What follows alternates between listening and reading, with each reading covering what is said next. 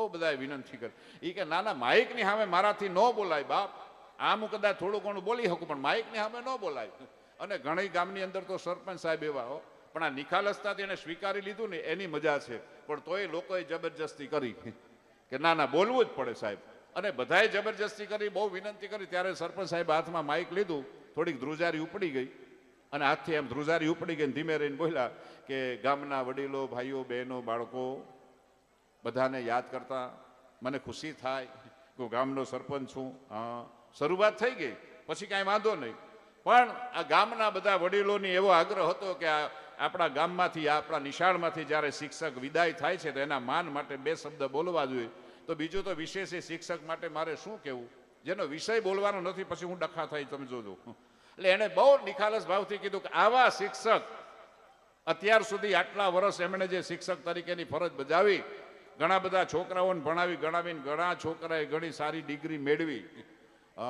અને આ છોકરાઓ, મને ખબર છે ત્યાં સુધીમાં આમાં કેટલા છોકરાને તો 1 થી 100 સુધી પૂરા એકડા નહોતા આવડતા, તો એ સાહેબ પાસ કરી દેતા. હવે સાહેબ આના વખાણ હશે, ખામી કાઢી, એનો ભાવ એવો નથી, પણ જે કાંઈ હોય એ સત્ય વાત કરે છે. કેટલા છોકરાઓ આમાં એવા છે કે અડધા દિવસે નિશાળે આવે નહીં, પણ સાહેબ એની હાજરી પૂરેપૂરી પૂરતા. અને એવા કેટલા બધા અહીંથી શિક્ષણ લઈ અને ઘણા ઉચ્ચ હોદ્દા સુધી પહોંચી ગયા છે. ધન્યવાદ છે. આવા શિક્ષકો પાસે આપણને મળવા મુશ્કેલ છે, નસીબે મળી ગયા. હવે બીજું વિદાયના માનમાં કાંઈ કહેવું નથી, પણ એ શિક્ષક અહીંથી વિદાય થાય અને પછી ભગવાન એમના આત્માને શાંતિ આપે એવો અમારા ગામ વતી ભાવ. સાહેબ શિક્ષકને ધીમે ધીમે પરસેવો પડી ગયો કે એટેક આવવાની તૈયાર થઈ ગયા, હજી પેન્શનના ઠેકાણા નથી. અને મારા બાપે તો ડાયરેક્ટ આત્માને શાંતિ પહોંચાડી દીધી. આ જગતની બહુ મજા છે સાહેબ. નાની નાની વાતો હોય પણ પકડીને હાલે ને બહુ મજા છે સાહેબ. હમણાં આ રાજકારણમાં બધા પક્ષો છે, આપણે કોઈ એની સાથે લેવા દેવા નહીં, બધા સારા કામ જ કરે છે. તો એક જગ્યાએ આ ભાવથી હો, એટલે બહુ સરસ મજાના એક ભાઈ આમ સક્રિય હતા, અને એ સક્રિય હોય એ જ કાંઈ સેવા કરી શકે. એટલે આમ સેવા કરતા કરતા એને જે પક્ષ તરફથી બહુ સરસ મજાનો હોદ્દો દેવામાં આવ્યો. એટલે હોદ્દો દેવામાં આવ્યો એટલે પછી તેને ત્યાં માન સન્માન થતા હોય, ઘણી જગ્યાએ આમંત્રણ મળતા હોય. એટલે આવી રીતે પછી ધીમે ધીમે પ્રગતિ થવા માંડી. તો એને 10 વર્ષનો છોકરો હતો ને, એ જોઈ ગયો કે મારી પપ્પા પાસે આમ હતું નહીં કાંઈ, પણ અત્યારે જો બધા કેટલા બધા બોલાવતા થઈ ગયા, કેટલી બધી સરસ રીતે એને સન્માન થાય છે. એટલે પછી એ ટીવીમાં કાયમ જોતા હોય, યુટ્યુબમાં જોતા હોય, ત્યારે એની મમ્મીને એ છોકરાએ બહુ સારો પ્રશ્ન કર્યો કે મમ્મી એ કે હા, એ કે આ જે કાંઈક બધા હોદ્દા ઉપર બિરાજમાન છે એ ઘણા એવા જે હોદ્દા ધરાવે છે ને એની પાસે તો ઘણી મોટી અમુક માણસો પાસે તો ગાડી છે મોટી. હા, મર્સિડીઝ હોય, BMW હોય, આવી બધી ગાડીઓ છે. કે હા, તો કે અમારે આપણા અહીંયા પપ્પાએ સરસ મજાનો આની અંદર જે કાંઈક એને ફરજ નિભાવે છે અને એને હોદ્દો મળ્યો છે, તો એ આપણા પપ્પાને પણ આવી ગાડી મળશે ખરી? આપણે કાંઈ ગાડી મેળવી શકું? અને ત્યારે એની મમ્મીએ બહુ સારો જવાબ આપ્યો કે બેટા, આ ઘરમાં પણ એ BMW ની વાત કરે છે, ઓડીની વાત કરે છે, લેમ્બોર્ગિની વાત કરે છે, એવી ગાડીઓ આવશે પણ થોડીક વાર લાગશે. એટલે છોકરાએ કીધું કે કેટલી વાર લાગે? એ કે વધારે વાર નહીં, તારા પપ્પા વેચાય ને એટલી વાર. કાંઈક વેચાય ને તો જ આવે સાહેબ.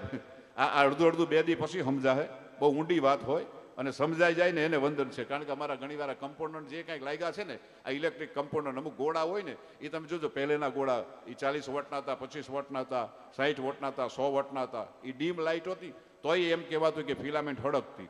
હા, એ આની ખાસિયત છે. અને ત્યાર પછી વળી ક્યાં ટ્યુબલાઇટ આવી ચોકવાળી, એ ક્યારેક ચોક ફેરવવું પડે, સ્ટાર્ટર ફેરવવું પડે, આવું બધું થતું. ત્યારે લપકારા લે, ઉપડે તો ઉપડે, નકર નોએ ઉપડે. અને અમુક ઉડેલી ફિલામેન્ટ હોય તો નો જ ઉપડે. અમારા કાર્યક્રમમાં ઘણા એવા આવે. હજી વાતની શરૂઆત થાય અને બરોબર મંડે દાંત કાઢવા એટલે સમજી જવાનું કે આ બરોબર 100 વોટની ફિલામેન્ટ છે.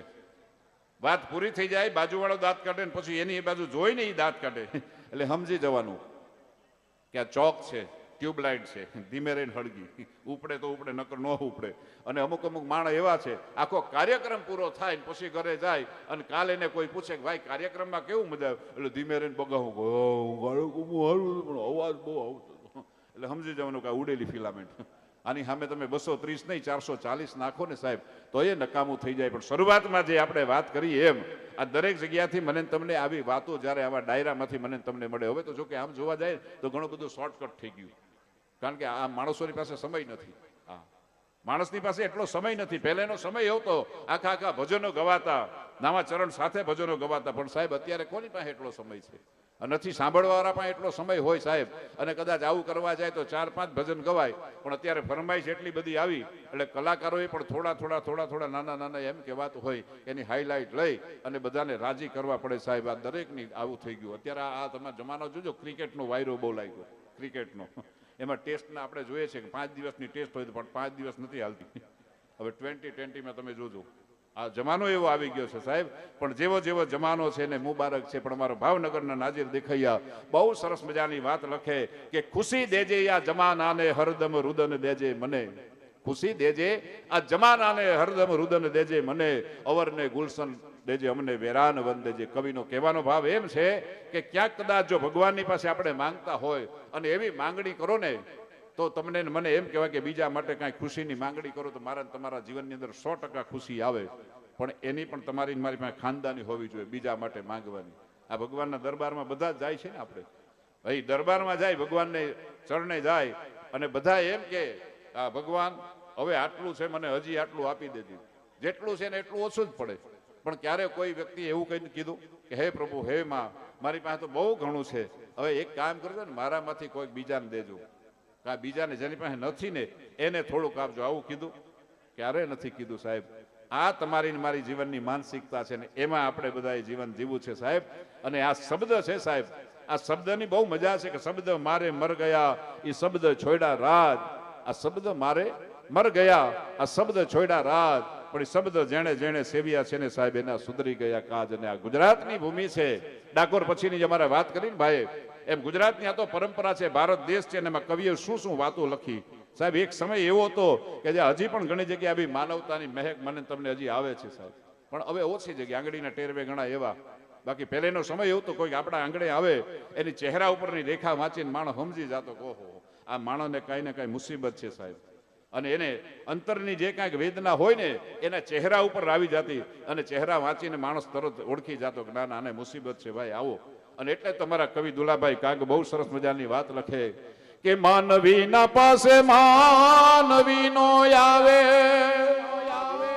એ જીએ ના દિવસ એ દેખીને દુખિયા આવે રે, બને તો થોડું આપજે એ જી તારા આંગણિયા એ પૂછીને જે કોઈ આવે રે, આવકારો મીઠો આપજે. એ સમય હતો કે હજી તારા આંગણિયા પૂછીને આવે તો આવકારો મીઠો આપજે. સાહેબ ઘર નાના હતા પણ એના દિલ એવડા મોટા હતા. ઓહો મારો બાપ આવ્યો, મારો વિહામો આવ્યો, એને ગળે લાગી જતા. અને બસ સ્ટેન્ડ સુધી મૂકવા જતા ને, જ્યારે 2 દી મહેમાન રોકાઈને પછી મૂકવા જાય ને માણસ રડી જતો. ઓહો તમે 2 દી હજી રોકાતે સારું. હવે અત્યારના મહેમાન આવે તો બેનને એમ થઈ જાય ઘરમાં. હમણાં બહેનો છે ને સિરિયલમાં મેર્યા છે કાયમ, સોમથી શુક્ર 8 થી 11. કોઈના ઘરે ભૂલથી તમારાથી ન જવાય. અને અમારા કલાકારનો તો આ જ સમય હોય, 9-10 વાગે કાર્યક્રમ ચાલુ થતો હોય એટલે અમને એમ થઈ જાય કે હાલો ને અહીંથી જાઉં છું તો અમારા મિત્ર છે, આટો મારતો જાઉં, ચા પાણી કરતો જાઉં. એટલે આપણે ચા પીવાના એક વિચારથી ગયા હોય પણ ત્યાં જાય ને એટલે ભાઈ આનંદમાં આવી જાય. ઓહો તમે ડાયરામાં આવ્યા છો, અહીં જાઓ છો, આવી ગયા, અરે આવો આવો આવો, વેલકમ. આમ કરે એટલે ઓલી આમ કરીને કાતર નાખતી હોય, અત્યારે શું કામ આવ્યા હશે? કારણ કે ઈ મહેમાન આવ્યા છે, ભાઈ ખબર છે કે ભાઈ એને ચા બનાવવાનું કે છે. અને બેન ચા બનાવવા જાય તો એક સિરિયલનો એપિસોડ નીકળી જાય. અને એક સિરિયલનો એપિસોડ નીકળી જાય એટલે બેનનું જીવનનું એક વરસ ઓછું થઈ ગયું હોય ને એવો એને આઘાત જેવો લાગે. એટલે આ તો હોટસ્ટાર ઉપર હવે બધા જોઈ લઈએ સાહેબ. પહેલેનો સમય આપણો બહુ સારો હતો. આપણા બહેનો દીકરીઓ જ્યારે એમ કહેવાતું કે રસોડે રોટલી બનાવતા, એ સમયની અંદર કોઈ સ્ટવ નહોતા, એક લાકડાનો ચૂલો હોય અને એવું સરસ મજાના ભાવથી વહેલા ઉઠી જતા અને રસોડે જ્યાં રોટલો બનતો હોય ને એને ભગવાનને યાદ કરતા હોય. હા, અત્યારે તો બધા સ્ટેન્ડિંગ રસોડા. અને એમાં એ રસોડા ઊભા થઈ એનો તો વાંધો નહીં, પણ મોબાઈલ મારા દીકરા એમ કહેવાય કે બહેનો ન્યા બરોબર સ્ટેન્ડમાં રાખે. અને પહેલાનો સમયની અંદર આપણા બહેનો દીકરીઓ જ્યારે આવા સરસ મજાના ભજનો અને આવા રામધૂન ગાતા અને એ રસોઈ બનાવતા, એ રસોઈ આપણે ખાતા. હવે અત્યારે તો એવું કાંઈ છે જ નહીં. આ રસોડે રોટલી બનાવતા બનાવતા શું કાંઈ મનની બદનામ હોવી ડાર્લિંગ તેરે લીએ, પછી હવે કોઈકની પાસે આપણે સારી અપેક્ષા રાખીએ કે આ મારું સંતાન છે એ સારું કામ કરશે, આવું શક્ય બને ખરું? સાહેબ, કુવામાં હોય તો જ અવેડામાં આવે. પેલે સમય હતો આપણે બેનો દીકરીઓ જ્યારે સ્ત્રી ગર્ભધારણ કરતી હોય ને અને ન્યાથી બરોબર સારા રામાયણ અને મહાભારત જેવા ગ્રંથની વાંચન કરે સાહેબ, કોઈ સારા ધાર્મિક પુસ્તકનું વાંચન કરે. અને એટલું નહીં, એ જન્મ આપ્યા પછી જ્યારે પૈપાન કરાવતી હોય ને તો એ સારા એમ કહેવાતું હોય કે વિચારો લઈને પૈપાન કરાવે. શું કામ? કે મારું આ સંતાનને સારા વિચાર એના હૃદયની અંદર પડે અને સારા કામ થાય, આવો ભાવ હતો સાહેબ. બાકી અત્યારે તો આ બેનો પાણીપુરીમાં તો એટલા બધા મસ્ત થઈ ગયા. હમણાં એક જગ્યાએ હું આમ જતો હતો ને એટલે મને એક ભાઈ અમારે 2-3 જણા આવતા હતા બધા મંજીરાવાળાની, એટલે મને કે અહીં ઘડીક ઊભા રહેજો. એટલે મને થોડીક ભૂખ લાગીને સામે પાણીપુરીની લારી હતી. એટલે મને એમ થયું કે હાલો ને એકાદ પ્લેટ પાણીપુરી ખાઈ લઉં. એટલે હું ક્યારે ખાતો નથી પણ મને આવી ઈચ્છા થઈ ગઈ. એટલે હું પાણીપુરી વાળાને ગયો, મેં કીધું ભાઈ પાણીપુરી આપજો. મને કે હા વાંધો નહીં. એટલે ખાલી પ્લેટ આપી મને. એટલે ખાલી પ્લેટ આપી એટલે પાણીપુરી ઓલો બનાવતો હતો, 2-3 બીજા ઘરાક હતા, એને દેતો હતો, મને યાદ દેતો હતો. પણ એ પહેલા એક માજી આવ્યા, માજી ઉંમરવાળા. એટલે માજીએ તરત જઈને કીધું હા બેટા મને પાણીપુરી આપજો. એટલે પછી આપણો પાછો સ્વભાવ એવો પરોપકારી સ્વભાવ અને મૂળ કલાકાર, અમે સંસ્કારની વાતો કરતા હોય. એટલે મને એમ થયું, મેં પાણીપુરી વાળાને કીધું, મેં કીધું ભાઈ મારી થોડી પછી આપો, પેલા માજીને આપી દો. એટલે પાણીપુરી વાળો કે ભાઈ તમે ખાઈ લ્યો પેલા, માજીને પછી હું આપું. મેં કીધું ના, એ વડીલ કહેવાય, એનું માન સન્માન જાળવવાનું આપણી ફરજ કહેવાય. મેં કીધું માથાકૂટ નહીં, પેલા માજીને આપો. શું? મેં કીધું આવું વડીલોને તમે માન નથી રાખતા? મને કે માન રાખીએ છીએ પણ મારું તમે માનો. મેં કીધું ના, કાંઈ માનવું નથી, પેલા માજીને આપો, બીજી વાત નહીં. એટલે મારી પાણીપુરી જે તૈયાર કરી એટલે મારી ડીશની જગ્યાએ માજીને આપી. માજીએ ડીશમાં મૂકી અને માજીએ આમ કરીને મોઢામાં નાખી. હવે માજીને મોઢામાં એકેય દાંત મળે નહીં. અને જે માજીએ મોઢામાં નાખતાની સાથે મોઢું બંધ થયું, પાણીની ફિસકારી સીધી મારા જભા ઉપર આવી. હા હા હા, જભો બગડી ગયો આખો. પાણીપુરી વાળો જે દાંત કાઢે, મને કે બહુ પરોપકારીના થયા દીકરા હવે. પણ મેં કીધું માજી, મને કહા બેટા મને પાણીપુરી ખાવાનો બહુ શોખ. મેં કીધું શોખ તો માજી દાંત નથી. મને કે નથી. તો મેં કીધું છે ને ઘરે જઈને રગડો કરીને પી લેવાય. આવી રીતે કોકના કપડા નો બગાડાય સાહેબ. પણ જીવનની અંદર દરેક જગ્યાથી માણસોને કાંઈક ને કાંઈક નાના મોટા અનુભવ મળે. હમણાં એક ભાઈ મને બહુ સારી ફરમાઈશ કરી, મને કે નરેશભાઈ તમે 2 ભજન ગાજો. અત્યારે મહારાજે પણ કીધું કે 2 દુહા છંદ. મેં કીધું 100% ચોક્કસ, એમાં તમને આનંદ કરાવવા જ આવ્યા છે ને. તો એક જગ્યાએ આવી ભજનની ફરમાઈશ આવી એટલે હું આમ 2-3 લીધી ભજન ગાતો હતો. એક 70-80 વર્ષના માજી નજીક આવી ગયા, મારા બાજુ એક ધારું આમ કરીને જોયું. એટલે મને એમ થયું કે માજી મારા ઉપર ફિદા થઈ ગયા લાગે. મારા ઉપર એટલે મારા ભજન ઉપર, મારા ઉપર હું માજી ફિદા થાય. ઘણા આવું ગેરસમજ થાય. એટલે આમ ને હું અડધી કલાક ગાતો હતો, વળી પાછી 10 મિનિટ લીધી. મેં કીધું માળી, મેં કીધું મારું ભજન તમને બહુ ગમ્યું? મને કે ગમ્યું નહીં, દયા આવે દયા. મેં કીધું હે નહીં. મને કે હમણાં થોડા દી પહેલા મારે બહેને પાડું આવ્યું હતું ને, 3-4 કલાકમાં આમે જ ગાંગરી મરી ગયું હતું. એટલે મને એમ થયું કે તું ને ઉકળી જાય સાહેબ. આ માજીના આશીર્વાદ હશે કે શ્રાપ હશે કાંઈ ખબર પડે નહીં સાહેબ. દુનિયાની અંદરથી આવા અમારા કલાકારોનો અનુભવ થતા હોય. હમણાં એક જગ્યાએ અમારો કાર્યક્રમ હતો ને, એક આમ થોડોક ભાઈ 2 કોથળી મારી અને એનો નિખાલસ ભાવ, એટલે અમે બધું સાજ સેટિંગ કરતા હતા. ઉપર આવી ગયો, મને કે યાર શું કરો છો, કાંઈ છે? મેં કીધું કાંઈ નથી. હવે એને ખબર નથી કે આ વાજા પેટીને બધું ગોઠવાઈ ગયું તો કાંઈક પ્રોગ્રામ હશે. પણ માણો એવા છે ને, માણો જેની વાહે પડી જાય તમે જોજો એનું પરિણામ શું આવે. એટલે બેસી ગયો નજીક. મને કે આ બધું શું કરે, આ હાર્મોનિયમ કે? મેં કીધું હા. મને કે એમાં કેટલા બટન આવે? મેં કીધું ગણી લે. આમ કરીને અમે સુર મિનિટ. મેં કીધું યાર સોરી પ્લીઝ. મને કે કેમ? મેં કીધું હવે થોડોક બાજુમાં તમે જાઓ. મને કે હું શું નઈડો? મેં કીધું નઈડા નહીં, પણ મને હવે શાંતિ જોઈએ. મને કે તો પહેલા કેવું જોઈએ ને, શાંતિ જોઈએ. મેં કીધું હા. આટલો શબ્દ એના કાને પડ્યો, નીકળી ગયો. મેં કીધું વાહ, એનો નશામાં છે પણ એની સમજણ તો જોઉં. એક જ વખત વિનંતી કરી મારે શાંતિ જોઈએ, નીકળી ગયો સાહેબ. કલાક થઈ ગયો, અમારો કાર્યક્રમ ચાલુ થયો અને બરોબર મારો જ આવી રીતે રાઉન્ડ ચાલતો હતો અને 11, 11:30, પોણા 12 વાગ્યા અને એ ભાઈ તો પાસે આવ્યા. મેં કીધું પાસે આવી ગયા, પણ એ એકલા નો આવ્યા. ગામમાંથી એક મેક્સાવાળા બેનને લઈને આવ્યા. મેક્સીવાળા બેને તો વાળ વિખેર અને ડાયરેક્ટ મેક્સીવાળા બેનનું બાવડું પકડ્યું અને મારી પાસે લઈ આવ્યો. એટલે ઓલા કોઈક આયોજકે પૂછ્યું કે આને શું કામ લઈ આવી? કે ઓલા ભાઈ બોલે છે ને એને શાંતિ જોતી હતી, આ ગામમાંથી ઉઠાડીને લાવ્યો. હવે શાંતિ નામની કોઈ બેન હતી, એને ઉઠાડીને લાવ્યો સાહેબ. હવે આનો જ કેમ તમારે મારાથી સમજાય સાહેબ. પણ આ પીવાનું છે ને, આપણા વડીલો બહુ સારી વાત કરી ગયા અને એક વડીલે તો મને બહુ સારી એવી વાત કરી અને એની અંદર કાંઈક ને કાંઈક તત્વજ્ઞાન છે. પણ અત્યારે વડીલની વાત આપણે સાંભળતા નથી, કારણ કે we have higher level education. તમારી મારી પાસે એટલું બધું હાયર લેવલ એજ્યુકેશન થઈ ગયું એટલે હવે વડીલ કોઈને સાંભળતા જ નથી. વડીલને આ યુવાનને એમ કીધે ને કે આ વડીલની વાત, એ કે હે ભાઈ એ તો રિમોલ્ડ ટાયર છે. હવે રિમોલ્ડમાં જ આપણે આ જીતા આવ્યા છીએ સાહેબ, એની અંદર તો બહુ મજા છે. હા, એટલે વડીલે વાત કરી કે તમે તો ઘણી જગ્યાએ જઈ જઈને કાર્યક્રમ કરો છો, પણ આ દેશની અંદર અત્યારે આ જમાનો એમ કહેવાતો કે આવો આવી ગયો આધુનિક જમાનો અને કળિયુગનો એ બરોબર છાયા પડી ગઈ છે. પણ એ વડીલે વાત કરી કે આ કળિયુગની અંદર પણ મારે ને તમારે જો રામ રાજ્ય જોવું હોય તો ક્યાંય પણ દૂર જવાની જરૂર નથી. એટલે મને બહુ આમ વિચાર માંગી લે એવી વાત. મેં કીધું આમાં રામ રાજ્ય? મને કે હા, આ સમયની અંદર પણ હજી રામ રાજ્ય છે, પણ એની સામે દરેક સમાજની અંદર બે એવા પડદા પડી ગયા છે, એ પડદા હટી જાય તો રામ રાજ્ય તમારી ને મારી સામે છે.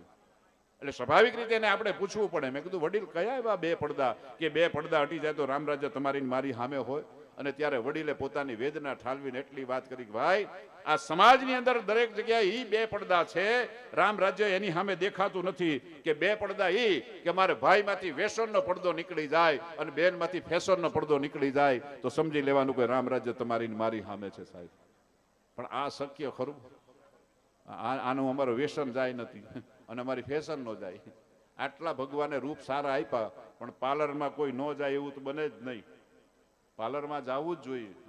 અત્યારે વિસર્જન નજીક આવે સાહેબ, વિસર્જનને દિવસે પાર્લરમાં બેનો જાહે, હા, કોટિંગ કરાવીને આવશે. એને ખબર છે કે આ તો કંકુ ગુલાલ ઉડવાનું જ છે, હા, એ મોઢું બગડવાનું જ છે. તોય અને અમુક ઉંમરના જે બહેનો પાર્લરમાં જાય સાહેબ મને તો ગમે જ છે, પણ 70 વર્ષ ઉંમર જેની થઈ ગઈ હોય, લીંબુ જેવડી અંબોડી હોય. હવે 70 વર્ષે લીંબુ જેવડી જ અંબોડી હોય, બીજું કાંઈ હોય જ નહીં. પણ એ માજી જ્યારે પાર્લરમાં જાય ને તમને મને બહુ દાંત આવે. અને પાછા પાર્લરમાં જઈને કહે બેટા વેક્સ કરી દેજે વેક્સ.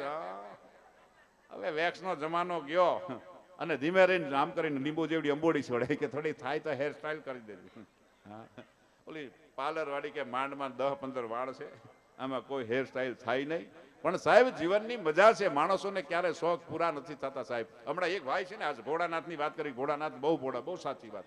હા, એક ભાઈ છે એ કાયમ નશા મારીએ પણ ભોળાનાથનો એવો ભક્તો ગમે ત્યારે ગમે એટલા વાગે આવે, ગામમાં શિવાલય એ મંદિરે જાય, ભગવાનને દર્શન કરી આવે અને પાછો છે ને બહુ અલગ ભક્તો ભગવાનને મળવા જાય શિવજીને.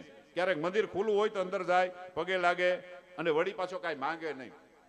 માંગવાનું ક્યારે નહીં, બસ જ્યારે જાય પગે લાગે અને ક્યારેક દરવાજો બંધ હોય તો બહારથી ખટખટાવે કે ભગવાનને કે હે ભોળાનાથ આજે જોજો હાજરી પૂરી લેજો. આ બધા ભિખારીને ગોળે માંગવા આવે, હું માંગવું નહીં મળવા આવું. એટલે ભગવાન ત્યાં બેઠો બેઠો જોઈ કે અત્યાર સુધીમાં બહુ બધા અમીર માણસ મારે ત્યાં આવે, બધા જ માંગવા આવે છે, પણ આ એક વ્યક્તિ એવો છે, 1 દિવસ 2 દિવસ 10 દિવસ 15 દિવસ સારી વરસના વાણા વયા ગયા અને થોડોક નશો વધારે એટલે પછી બીમાર પડ્યો. એટલે બીમાર પડ્યો એટલે હોસ્પિટલાઇઝ કર્યો. એટલે હોસ્પિટલમાં લઈ ગયા, ત્યાં બધા ડોક્ટર સાહેબે રિપોર્ટ કર્યા, નિદાન કર્યું કે આનું લીવર ડેમેજ છે. હવે લીવરને પ્રોબ્લેમ છે, વધારે જો તમે નશો કરશો તો તમારે લીવર ડેમેજ થાય. હવે આ બધું બંધ કરી દેજો. પણ આને તો ટેવ જાય નહીં. હોસ્પિટલમાંથી જેવો ડિસ્ચાર્જ થયો ને ઘરે આવ્યો, વળી પાછો આમ જ અને ભગવાનને મળવા જાય. અને ભગવાન વિચાર કરે કે આનું તો હવે એમ કીધું ડોક્ટર સાહેબે તો 2-4 મહિનાનો મહેમાન છે, તો એ કાંઈ માંગતો નથી, હજી મને મળવા જ આવે. આની પરિસ્થિતિ આવી છે. એટલે ભગવાન ભોળાનાથે આમે ભોળાવો અને પછી એક દિવસ રાત્રે 10 વાગે બરોબર તૈયાર થઈ અને ભગવાનનું બારણું ખટખટાવ્યું અને ભગવાનને કીધું હે ભોળાનાથ મારી હાજરી પૂરી લેજો, ગુડ નાઇટ. કાલે મળ્યા, ગુડ નાઇટ કરીને આમ નીકળતો હતો ભગવાન ભોળાનાથ આવ્યા હડપ થઈને આગળ. એ ભાઈ ઉભો રે. ઓલો કઈ કોણ છો તમે? એ કે તારા મિત્ર. એ કે પણ મિત્રો કોણ અત્યારે આટલા વાગે? કે હા. કે તું રોજ જેને મળવા આવે છે ને? કે હું મળવા જાઉં મારા ભોળાનાથ ને. કે હા એ ભોળો નાથ આવ્યો છું. એટલે ઓલો કે તમે આવ્યા? હા. વાહ, માતા પાર્વતી શું કરે? કાર્તિકેયન બધા મજામાં છે ને? હા. ગણેશજી કેમ છે? હા. એ આમ કરે આખા બધાને ખબર અંતર પૂછી નાખી.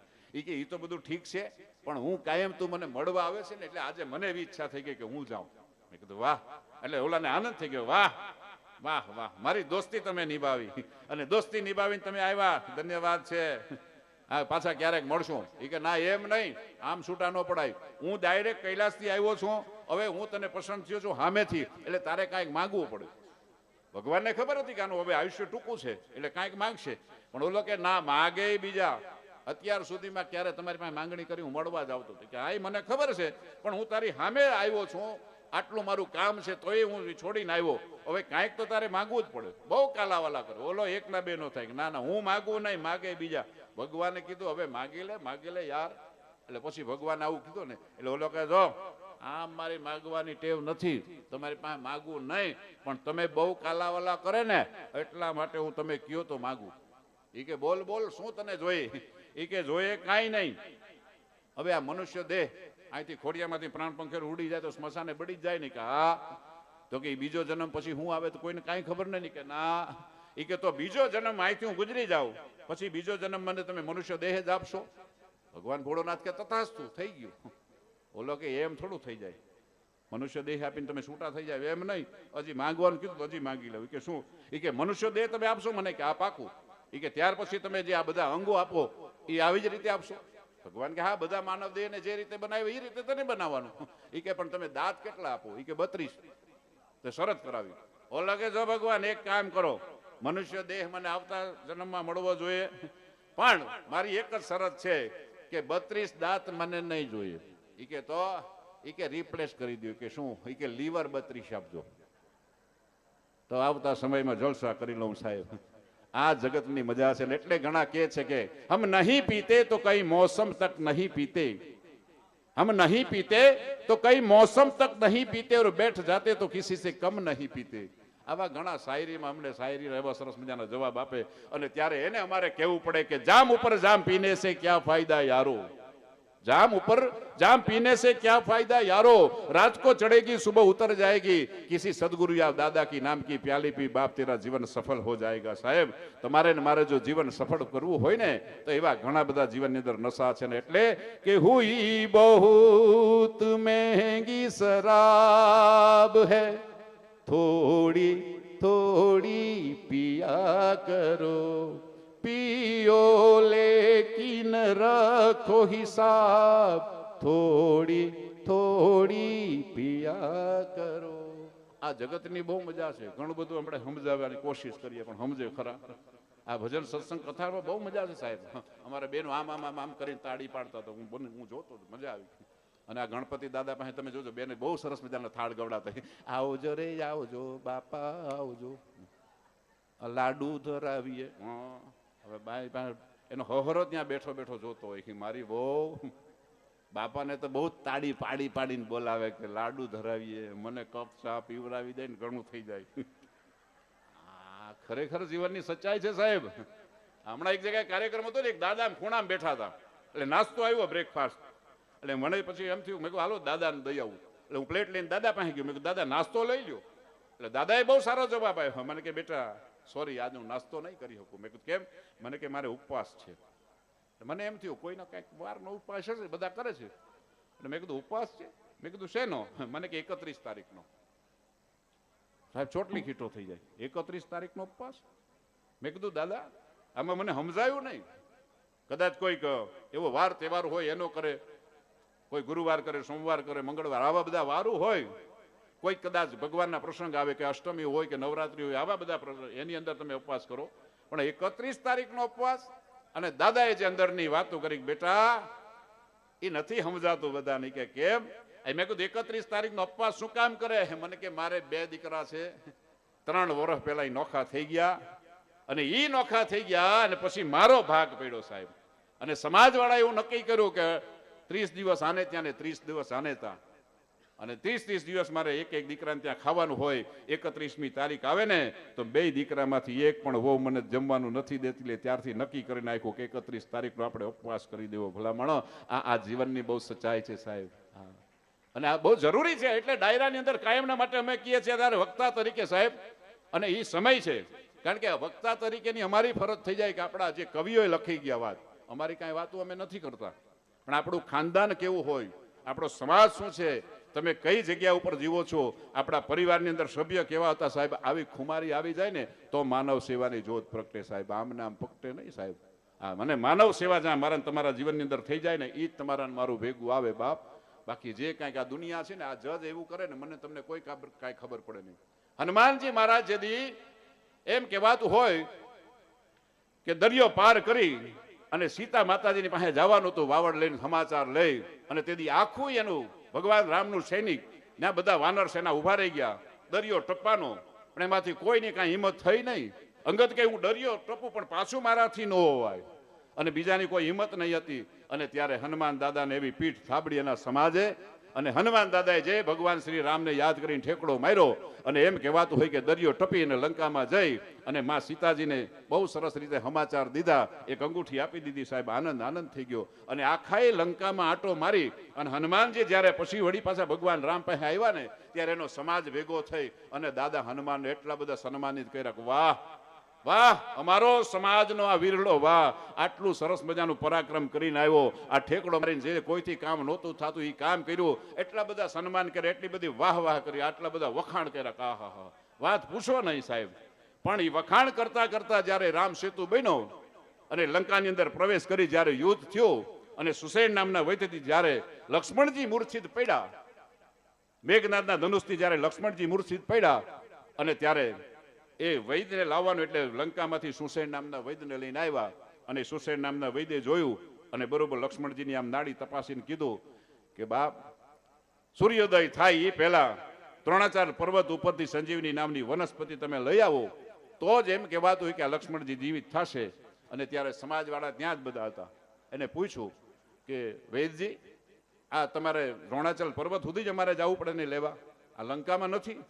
એટલે વૈદ્ય બહુ સારી વાત કરી કે ભાઈ, લંકામાં હતી આ વનસ્પતિ, હતી સંજીવની નામની વનસ્પતિ લંકામાં હતી, પણ જ્યારે તમારા હનુમાનજી આવ્યા અને લંકા હળગાવીને એ બધી એમ કહેવાય કે હળગી ગયો, ત્યારે એ વનસ્પતિ પણ નાશ થઈ ગઈ સાહેબ. અને એ સમાજ જે હનુમાન દાદાને બરોબર સન્માનિત કરતા હતા અને વખાણ કરતા હતા, એ સમાજ આખો એક સેકન્ડમાં ફરી ગયો અને તરત હનુમાન દાદાને ઠપકો દેવા માંડ્યા કે બાપ, તને તો સીતા માતાને ખબર કાઢવા માટે મોકલાવ્યો, તો લંકા હળગાવવાનું તને કોણે કીધું સાહેબ? આ દુનિયા છે એટલે કવિ કે લોકના સાગર વિશે નાવથી તરસો નહીં, દો રંગની દુનિયા તણા ધોકા કદી ધરસો નહીં. આ બે રંગની દુનિયાનો ક્યારે ભરોસો ન થાય. એટલે કવિ કે ગોર જંગલમાં સીતાને પુત્રો અમે જન્માવ્યા છે, શ્રી કૃષ્ણને ભીલના બાણે પોતે અમે હણાવ્યા છે, કલમ દૂજે છે લખતા પાપ પોથીમાં, કારણ સંત મોહનને પોતે અમે હણાવ્યા છે. માટે લોકના સાગર વિશે નાવથી તરસો નહીં, દો રંગની દુનિયા તણા ધોકા કદી ધરસો નહીં. આ બે રંગની દુનિયાનો ક્યારે ભરોસો જ ન થાય.